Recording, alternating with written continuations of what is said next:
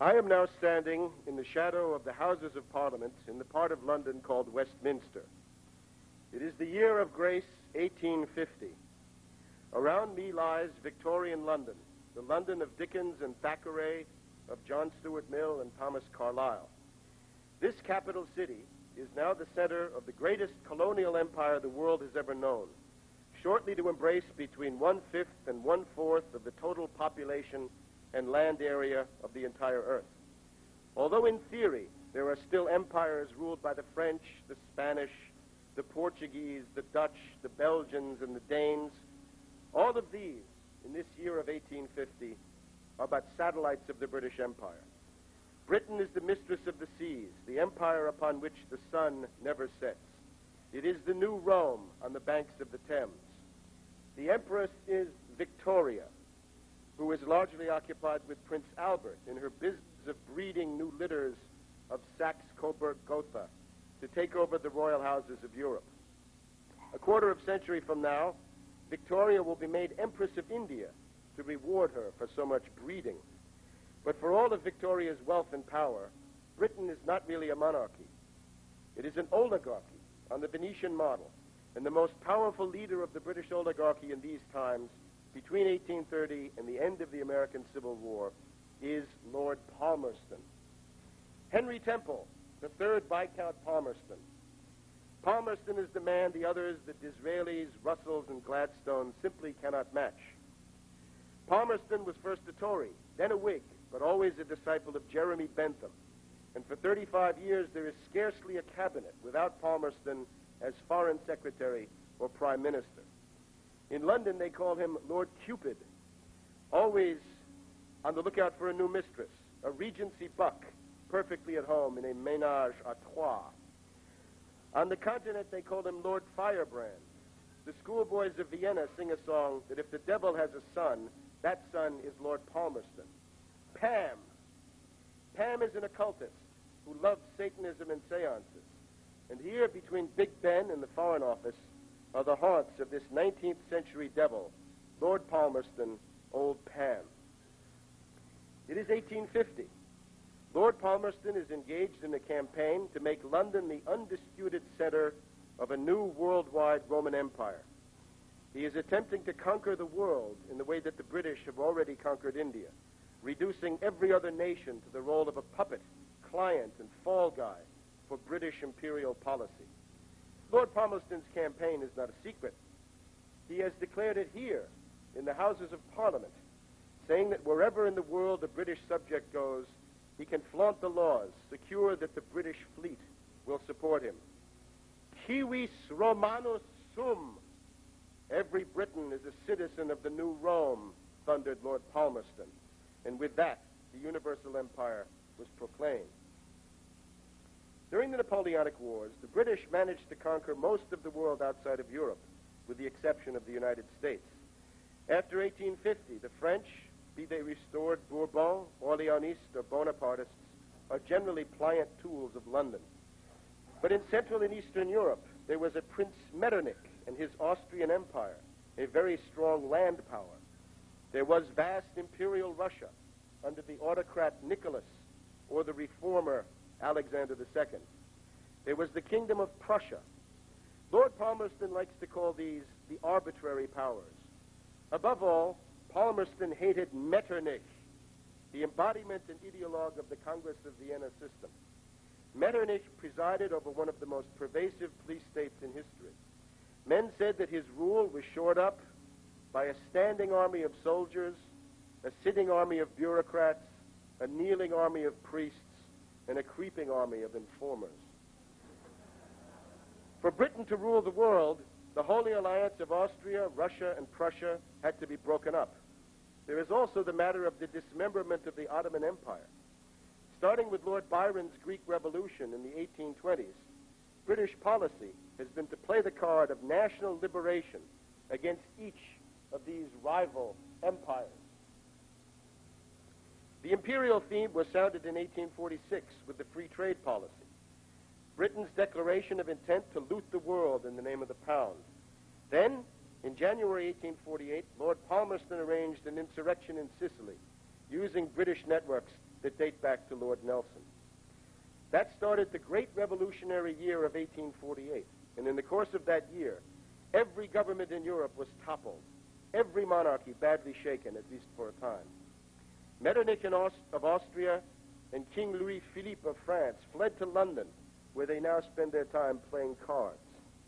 There was war in Italy, civil war in Austria, barricades in Paris, and tumult in Germany.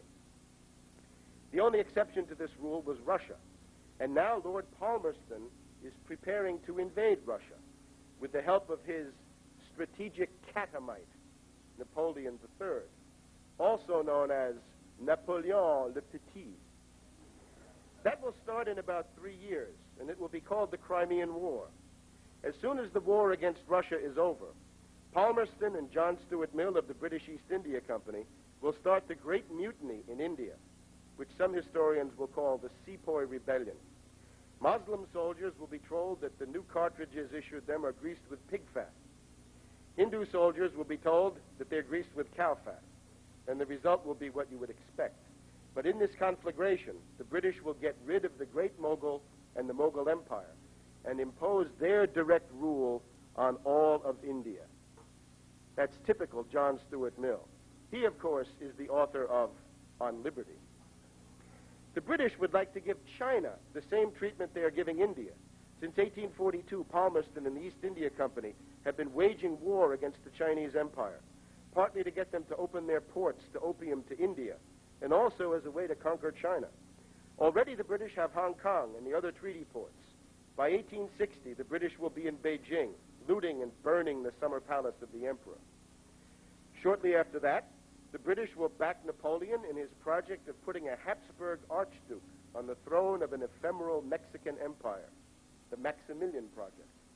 These projects will be closely coordinated with Palmerston's plans to eliminate the only two nations still able to oppose him, the Russia of Alexander II and the United States of Abraham Lincoln. Lord Palmerston will be the evil demiurge of the American Civil War, the mastermind of secession, far more important for the Confederacy than Jefferson Davis or Robert E. Lee. And in the midst of that war, Palmerston will detonate a rebellion in Poland against Russian rule, not for the sake of Poland, but for the sake of starting a general European war against Russia. But when the Russian fleets sail into New York and San Francisco, when Lee's wave breaks at Gettysburg, and when the stars and bars are lowered over Vicksburg, the British Empire will be stopped just short of its goal. Just short. And yet, British hegemony will still be great enough to launch the two world wars of the 20th century and the third conflagration that will begin in 1991. And as we look forward, for a century and a half from 1850, British geopolitics, despite the challenges, despite the defeats, despite the putrefaction of Britain itself, will remain the dominant factor in world affairs. How do they do it? How do the British do it? How can a clique of depraved aristocrats on this tight little island bid to rule the entire world? Don't believe the stories about the workshop of the world. There are some factories here, but Britain lives by looting the colonies. The fleet is formidable, but overrated and very vulnerable to serious challenges. The army, third rate. But the British have learned from the Venetians that the greatest force in history is the force of ideas, and that if you can control culture, you can control the way people think, then statesmen and fleets and armies will bend to your will. Take our friend Lord Palmerston. Lord Palmerston has the Foreign Office, the Home Office, Whitehall. But when he needed to start the 1848 revolutions, or when the time will come to start the American Civil War, he turns to a troika of agents. These are Lord Palmerston's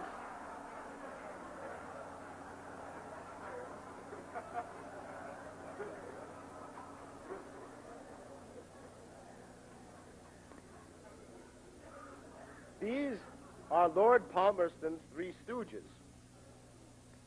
But instead of Moe, Larry, and Curly, these three stooges are named Giuseppe Mazzini, Louis Napoleon Bonaparte, and David Urquhart. These three stooges, far more than the Union Jack, Victoria, the Bulldog breed, the thin gray line of heroes, and the fleet, are the heart of what is called the British Empire.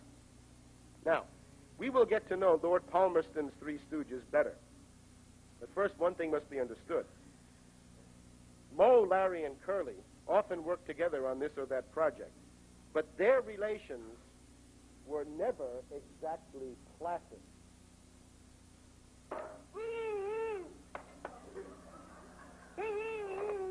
What's the matter? His jaws are stuck. Good, now he can't talk back to me. Wait a minute, come here.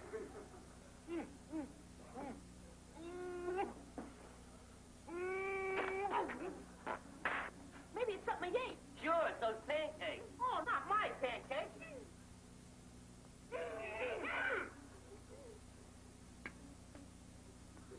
I admit the pancakes ain't so good, but the syrup is delicious.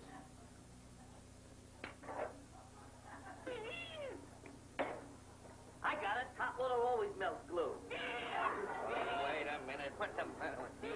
Ungrateful. Hey. What do you think I am, a lobster trying to boil me alive? Well, hot water always...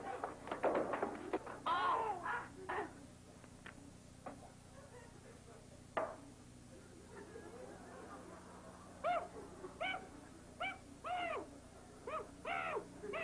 What's the matter with you?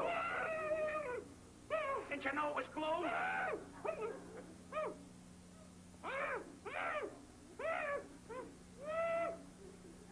Hey, porcupine, give me your hand. Wait a minute, sit down. Get a good grip on him. Well, that's that. What'd you bite it off for? Wait a minute now, hold it.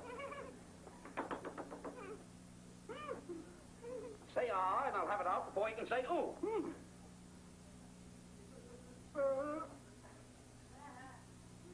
I'll get it in the bag. Let me see this. What didn't you think of this, useless?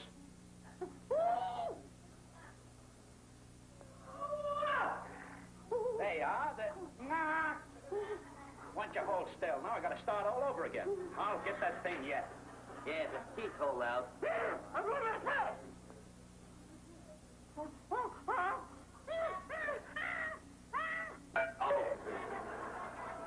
I got it!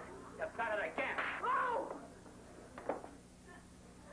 I think that will suffice to... I think you will understand their stock in trade was indeed infantile violence. So do not be surprised if we find Lord Palmerston's three stooges lashing out with slanders, knives, and bombs against each other, and even against their august master, Lord Palmerston himself. 20 minutes to a pound. Under Lord Palmerston, England supports all revolutions except her own.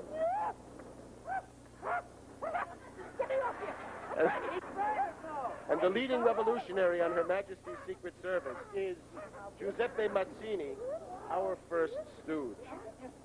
Now, Mazzini has concocted a very effective terrorist belief structure. Mazzini is a Genoese admirer of the diabolical Venetian friar, Paolo Tarpley. Mazzini's father was a physician to Queen Victoria's father. And for a while, Mazzini worked for the Carbonari, one of Napoleon's Freemasonic fronts. What about those suitcases I put in that ice cream truck? Then, in 1831, Mazzini founded his Young Italy Secret Society. Louis Napoleon Bonaparte, today's president of France, sent him articles for his magazine. Mazzini's cry is, God and the people, Dio e popolo, which means in practice that the people are the new God. Populism becomes a kind of ersatz religion. Mazzini teaches that Christianity developed the human individual, but that the era of Christianity, freedom, human rights is now over. From now on, the protagonists of history are not individuals anymore, but peoples, understood as racial nationalities. Mazzini is adamant that there are no inalienable human rights. There is only duty. the duty of thought and action to serve the destiny of the racial collectivities. Liberty, says Mazzini, is not the negation of all authority. It is the negation of every authority that fails to represent the collective aim of the nation. There is no individual human soul, only a collective soul. According to Mazzini, the Catholic Church, the papacy, and every other institution which attempts to bring God to man must be abolished. Every national grouping that can be identified must be given independence and self-determination in a centralized dictatorship. In the coming century, Mussolini and the Italian fascists will repeat many of Mazzini's ideas verbatim. Mazzini thinks that each modern nation has a mission. The British would take care of industry and colonies. The Poles, leadership of the Slavic world. The Russians, the civilization of Asia. The French get action. The Germans take care of thought, and so forth. For some strange reason, there is no mission for Ireland. And therefore, Mazzini does not support the independence of Ireland. There is, in fact, only one monarchy which Mazzini supports, because he says it has deep roots among the people. You guessed it, Queen Victoria. Mazzini preaches an Italian revolution for the Third Rome. After the Rome of the Caesars and the Rome of the popes comes the Rome of the people. For this, the pope must be driven out. Mazzini has tried to put this into practice just last year. In November 1848, armed Young Italy gangs forced Pope Pius IX to flee from Rome to Naples. From March to June of 1849, Mazzini ruled Rome and the Papal States as one of three dictators, all of them Grand Orient Freemasons. During that time, death squads operated in Rome, Ancona, and other cities. Some churches were sacked and many confessionals were burned. For Easter 1849, Mazzini staged a monstrous mock Eucharist in the Vatican he called the Novum Pascha, featuring himself, God, and the people. During that time, Mazzini was planning to set up his own Italian national church on the Anglican model. The defense of Rome was organized by Guiseppi Garibaldi, who had joined Mazzini's Young Italy in the early 1830s. But a French army sent by fellow stooge Louis Napoleon drove out Mazzini, Garibaldi, and their supporters. Lord Palmerston said that Mazzini's dictatorship in Rome was by far better than any regime the Romans have had for centuries. Right now, Mazzini is here in London, enjoying the support of Lord Ashley, the Earl of Shaftesbury, a Protestant fanatic who also happens to be Lord Palmerston's son-in-law. Mazzini's direct access to the British government payroll comes through James Stansfeld, a junior Lord of the Admiralty and very high official of British intelligence. Last year, Stansfeld provided money for Mazzini's Roman Republic. John Bowring of the Foreign Office is another of Mazzini's patrons. He's the man who will start the Second Opium War against China. Bowring is also Jeremy Bentham's literary executor. John Stuart Mill of India House is another of Mazzini's friends. Mazzini is close to the proto-fascist writer Thomas Carlyle and has been having an affair with Carlyle's wife. Now, one of Metternich's henchmen once said that the Palmerston policy is to make Italy turbulent, which is bad for Austria, without making her powerful, which would be a threat to England. Mazzini's role in Italy has been that of a marplot, a saboteur, a wrecker, a terrorist, an assassin. His specialty is to send his brainwashed dupes to their deaths in terrorist attacks. He hides out and always succeeds in saving himself. Mazzini travels readily on the continent using false passports, posing as American, an Englishman, or even a rabbi. In the 30s and 40s, Mazzini was targeting Piedmont in the north and the Kingdom of the Two Sicilies in southern Italy. In 1848, he rushed to Milan as soon as the Austrians had been driven out and tried to start trouble. One of Mazzini's agents was General Ramorino, and he let the Austrian commander Radetzky outflank the Piedmontese and win the Battle of Novara.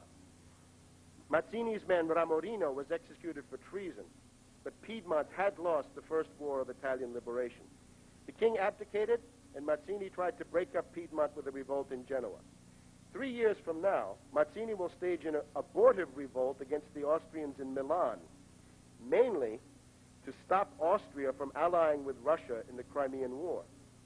A few years after that, Mazzini will try another insurrection in Genova, still trying to break up Piedmont.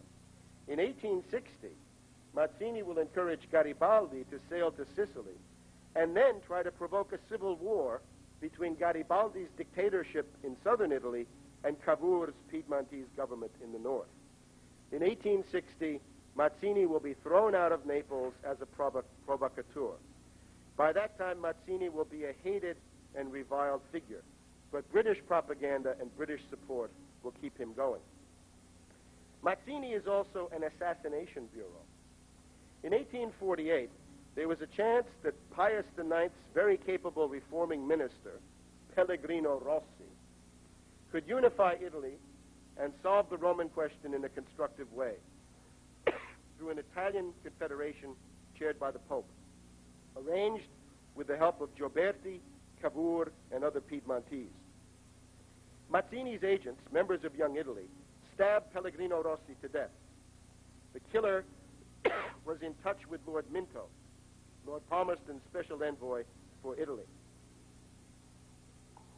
Stooge violence between Mazzini and Napoleon III is always very intense, especially after Napoleon's army finished off Mazzini's Roman Republic. In 1855, a Mazzini agent named Giovanni Pianori will attempt to kill Napoleon III, and a French court will convict Mazzini. Have Napoleon's forces outshone the bungling British in the Crimea? Are the British nervous about Napoleon's new ironclad battleship when they have none?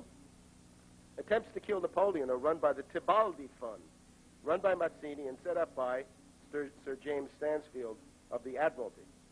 Later, in February 1858, there will be an attempt to blow up Napoleon by one of Mazzini's closest and best-known lieutenants from the Roman Republic, Felice Orsini.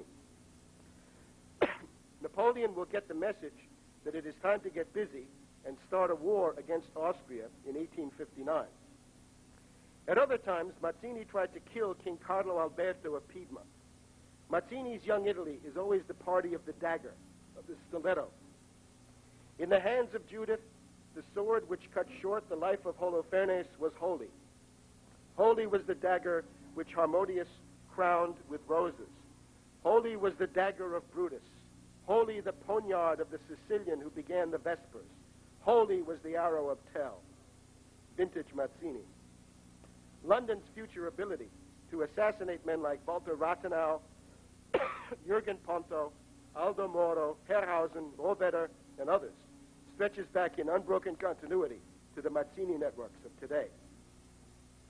Mazzini is actually doing everything he can to prevent Italian unity. When unity comes 20 years from now, it will come in the form of a highly centralized state dominated by Grand Orient Freemasons. For 30 years, the prime ministers will be Mazzini's agents, like De Pretis and Crispi. Because of the violent liquidation of the Papal States, the Catholics will refuse to take part in politics. Italy will remain weak, poor, and divided. After Mussolini, the Italian Republican Party will identify itself with Mazzini, and Ugo La Malfa and his friends will continue Mazzini's efforts to make sure that Italy is weak and divided, bringing down one government after the other and ruining the economy. But Mazzini's work for the British extends far beyond Italy. Like the Foreign Office and the Admiralty which he serves, Mazzini encompasses the world. The Mazzini networks offer us a fantastic array of movements and personalities. There are agents, dupes, professional killers, fellow travelers, criminal energy types. Mazzini's Court of Miracles was a public scandal.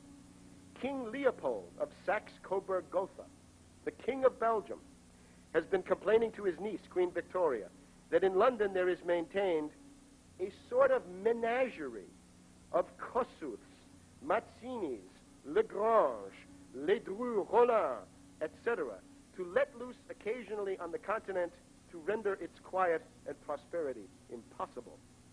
Indeed, on February 21st, 1854, this crew will come together in the home of the American consul, George Sanders.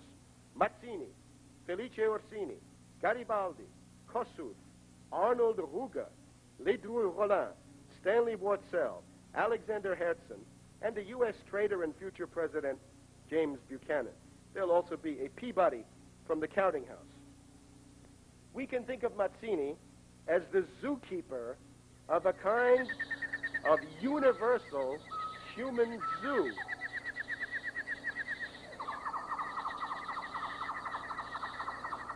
Now, Mazzini's human zoo is divided into theme parks, or pavilions, one for each ethnic group. In a normal zoo, there's an elephant house, a monkey house, an alligator pond, and so forth. In Mazzini's zoo, there's an Italian house, a Russian house, a Hungarian house, a Polish house, and an American house. Let's walk through the various theme parks in the zoo and identify some of the specimens. Young Italy, as we've seen, was founded in 1831, attracting the young sailor Giuseppe Garibaldi and Louis Napoleon. Shortly thereafter, there followed Young Poland, whose leaders included the revolutionaries Lelevel and Wurzel. Then came Young Germany, featuring Arnold Ruger, who had published some material by an obscure German Red Republican named Karl Marx. This is the Young Germany satirized by Heinrich Heine. In 1834, Mazzini founded Young Europe. Young Europe was billed as the Holy Alliance of the People, opposed to Metternich's Holy Alliance of Despots. By 1835, there was also a Young Switzerland. And in that same year, Mazzini launched Young France. The guiding light here was Ledru Rollin, who later became Interior Minister in 1848. There was also Young Corsica, and that was the Mafia.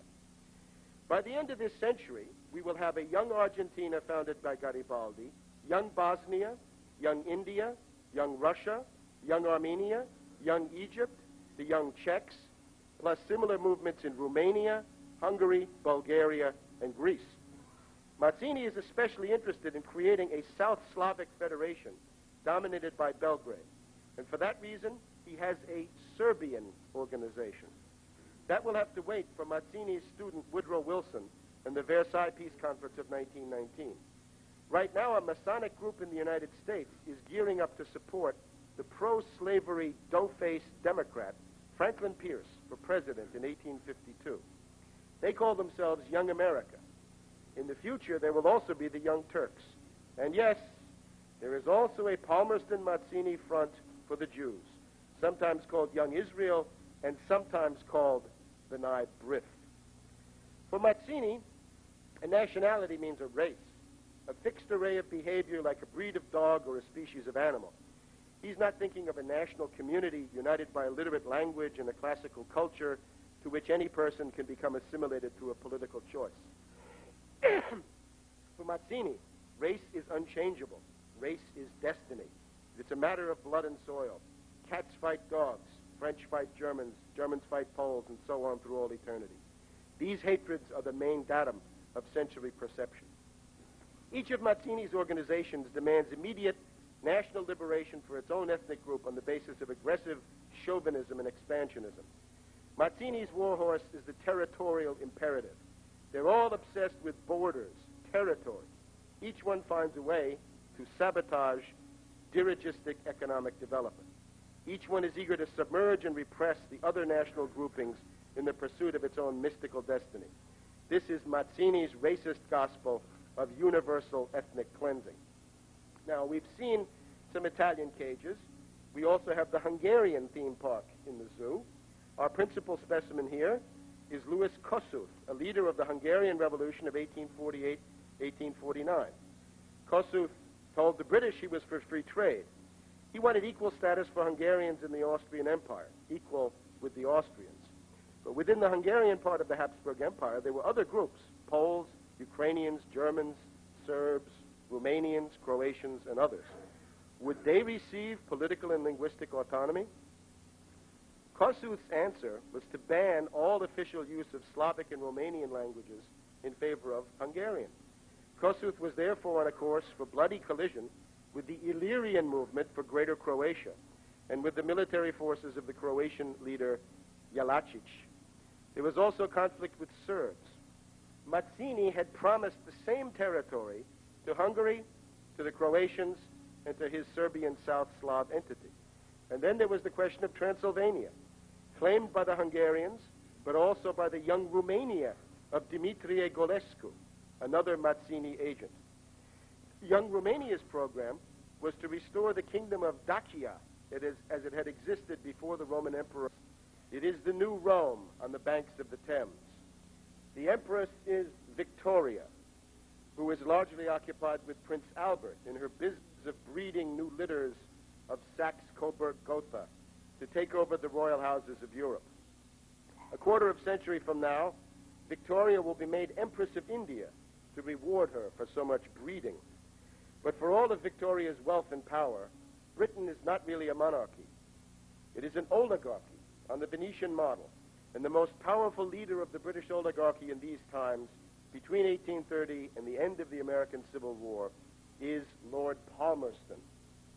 Henry Temple, the third Viscount Palmerston.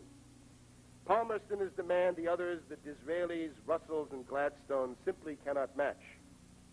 Palmerston was first a Tory, then a Whig, but always a disciple of Jeremy Bentham. And for 35 years, there is client and fall guy for British imperial policy. Lord Palmerston's campaign is not a secret. He has declared it here in the Houses of Parliament, saying that wherever in the world a British subject goes, he can flaunt the laws, secure that the British fleet will support him. Civis Romanus sum. Every Briton is a citizen of the new Rome, thundered Lord Palmerston. And with that, the universal empire was proclaimed. During the Napoleonic Wars, the British managed to conquer most of the world outside of Europe, with the exception of the United States. After 1850, the French, be they restored Bourbon, Orleanists, or Bonapartists, are generally pliant tools of London. But in Central and Eastern Europe, there was a Prince Metternich and his Austrian Empire, a very strong land power. There was vast imperial Russia under the autocrat.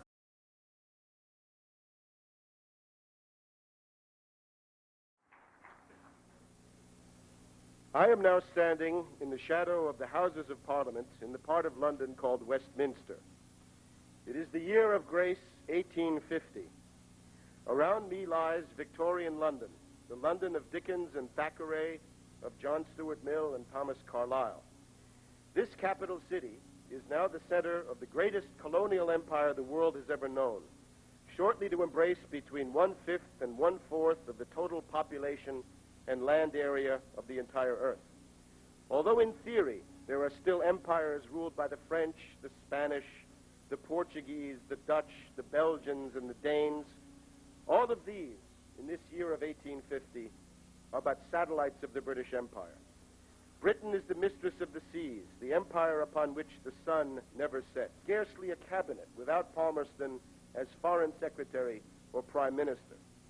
In London, they call him Lord Cupid, always on the lookout for a new mistress, a Regency buck, perfectly at home in a ménage à trois.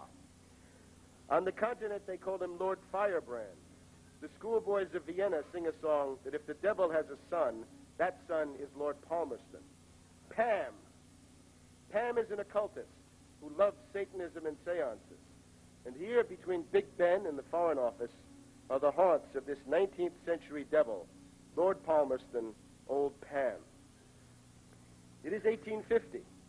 Lord Palmerston is engaged in a campaign to make London the undisputed center of a new worldwide Roman Empire.